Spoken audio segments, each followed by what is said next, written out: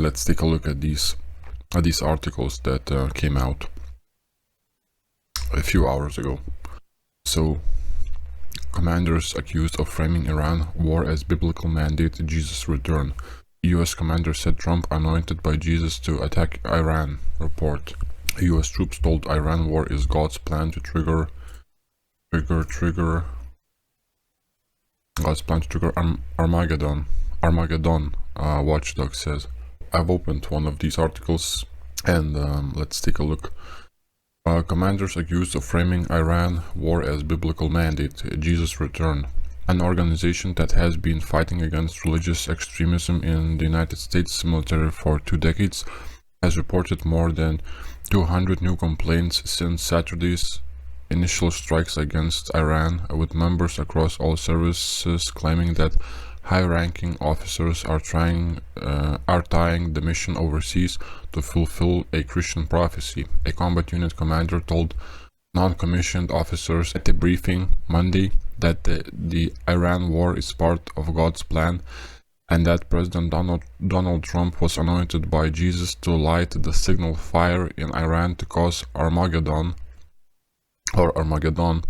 and mark his return to Earth. According to independent journalist Jonathan Larson, as published on Substack, that complaint was made by a non-commissioned officer and provided to the Military Religious Freedom Foundation, MRFF, which from Saturday morning through Monday evening received and logged more than 110 complaints about commanders in every branch of the military. That number as of Tuesday grew by double. It's well in excess of 200 complaints, as well in excess of 50 installations. They are continuing to come in everywhere. A Pentagon spokesperson, when asked about the complaints and the ties to the ongoing mission in the Middle East, did not directly respond to the question. Instead, they referred military.com to Defense Secretary Pete Hegseth's remarks made Monday about the United States' intentions. The complaints remain anonymous due to fear of retribution by the Defense Department, of course, because they're probably thinking, what the heck is going on?